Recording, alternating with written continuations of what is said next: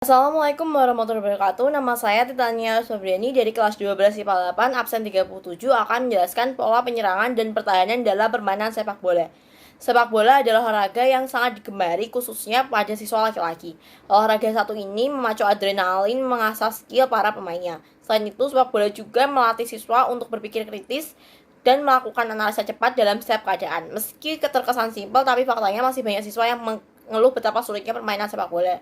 Sementara itu ada banyak teknik yang harus dikuasai para pemain. Salah satunya adalah mengoper, menggiring bola, menendang, menembak, dan lain sebagainya.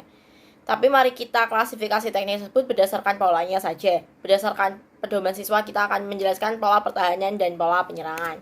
Yang pertama, pola penyerangan sepak bola. Pembahasan yang pertama ialah pola penyerangan dalam permainan sepak bola. Pola penyerangan sepak bola merupakan strategi yang disusun untuk menyerang daerah lawan dan memasukkan bola ke gawang lawan agar tercipta sebuah poin atau angka. Pola penyerangan ini tujuannya agar sebuah gol dalam jumlah yang banyak sehingga pemain dapat menang. Pola penyerangan dalam permainan sepak bola berjalan baik apabila daya tahan maupun stamina setiap pemain kuat. Tidak hanya itu saja, ada pula faktor penunjang lain dalam pola penyerangan, yaitu penguasaan teknik, teknik pengontrolan, dan kerjasama tim. Yang pertama, kita akan menjelaskan pola penyerangan gerak tersusun. Pola penyerangan dalam permainan sepak bola dapat dilakukan dengan gerakan tersusun. Gerakan tersusun merupakan jenis pola penyerangan sepak bola yang disusun menurut posisi pemainnya. Setiap pemain memiliki posisi masing-masing, sehingga strategi ini dapat disebut free role play. Contohnya, pemain yang berada di posisi gelandang tengah, maka tugasnya berada di tengah lapangan, sehingga ia tidak boleh meninggalkan tempatnya tersebut. Dia tidak boleh maju ataupun mundur. Sistem ini berlaku untuk setiap posisi lainnya. Posisi tersebut misalnya sayap kanan, sayap kiri, back, dan sebagainya. Pola penyerangan sepak bola ini harus dilatih lebih matang, agar tim dapat melewati pertahanan lawan dan mencetak gol. Pola yang harus diperhatikan meliputi tendangan penjuru, tendangan bebas, tendangan pertama, maupun lemparan ke dalam. Yang kedua yaitu pola untuk menghadapi pertahanan rapat. Dalam beberapa kasus seringkali kita temukan permainan lawan memberikan perlawanan sengit. Contohnya, ketika mereka memasang pola pertahanan gerak sepak bola dengan begitu rapatnya, sehingga terkesan tidak ada celah. Pemain penyerang pun harus memutar otak dan berpikir bagaimana cara melewati pertahanan tersebut agar dapat mencetak gol. Ada banyak pola penyerangan dalam permainan sepak bola yang digunakan untuk menghadapi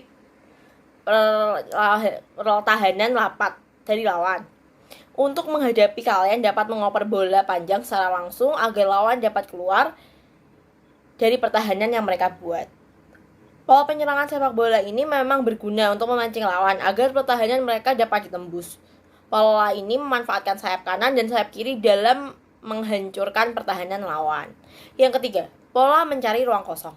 Adapun pola penyerangan dalam permainan sepak bola dengan memanfaatkan ruang kosong yang tersedia. Pola penyerangan sepak bola ini bertujuan untuk melakukan pola operan terobosan agar penyerang dapat berjalan dengan baik. Dalam menyusun sebuah pola penyerangan dalam permainan sepak bola dilakukan hal-hal penting yang harus ada gunakan. Penyerang tersebut harus memiliki tujuan agar dapat memasukkan gol ke gawang lawan sebanyak mungkin. Sistem serangan dapat berjalan dengan baik apabila pemain sepak bola dapat dikuasai. Keberhasilan sebuah serangan tidak tergantung pada tajam atau tidaknya sebuah lancaran serangan. Yang ketiga, kita akan menjelaskan tentang formasi penyerangan. Formasi penyerangan yang pertama yang akan saya jelaskan adalah formasi 4-3-3. Formasi menyerang dalam sepak bola memiliki peran penting dalam menentukan kemenangan. Bisa dipastikan, semua kesebelasan pasti punya formasi dan strategi masing-masing untuk berhadapan dengan musuh yang spesifik. Dalam sesi kali ini saya akan memberikan contoh formasi menyerang bola yang efektif. Formasi penyerang 4-3-3 banyak dipakai oleh para klub sepak bola karena efisiensinya dan dalam bertahan maupun menyerang. Formasi pola penyerangan sepak bola ini terdiri dari 4 pemain back, 3 pemain gelandang, dan 3 pemain penyerang. Di bagian belakang formasi terdapat 1 pemain yang bertugas sebagai back kanan, 2 pemain yang bertugas sebagai poros halang, dan 1 pemain yang bertugas sebagai back kiri. Formasi ini juga menempatkan gelandang kiri, gelandang kanan, dan gelandang tengah di bagian tengah lapangan. Selanjutnya, bagian depan formasi terdapat penyerang kiri, penyerang kanan, dan penyerang tengah. Selanjutnya yang akan saya jelaskan adalah tipe formasi penyerang 4-2-4. Selanjutnya, tipe formasi 4-2-4. Formasi pola penyerangan sepak bola ini terdiri dari 4 back, 2 pemain gelandang, dan 4 pemain penyerang. Di bagian belakang formasi terdapat 1 pemain yang bertugas sebagai bek kanan, 2 pemain yang bertugas sebagai poros halang, 1 pemain yang bertugas sebagai bek kiri. Formasi ini juga memanfaatkan gelandang kiri dan gelandang kanan di bagian tengah lapangan.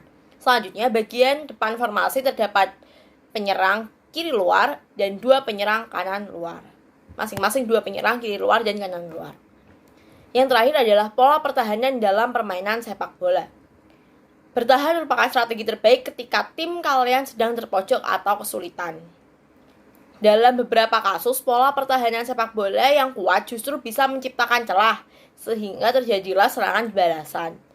Hal ini pun sesuai kata pepatah, di mana bertahan adalah cara menyerang terbaik. Dalam permainan sepak bola terdapat pola pertahanan yang harus Anda susun agar lawan tidak dapat menerobos daerah Anda sendiri. Pola pertahanan sepak bola merupakan sebuah strategi yang disusun secara matang agar daerah sendiri dapat terjaga dan tidak kebobolan lawan.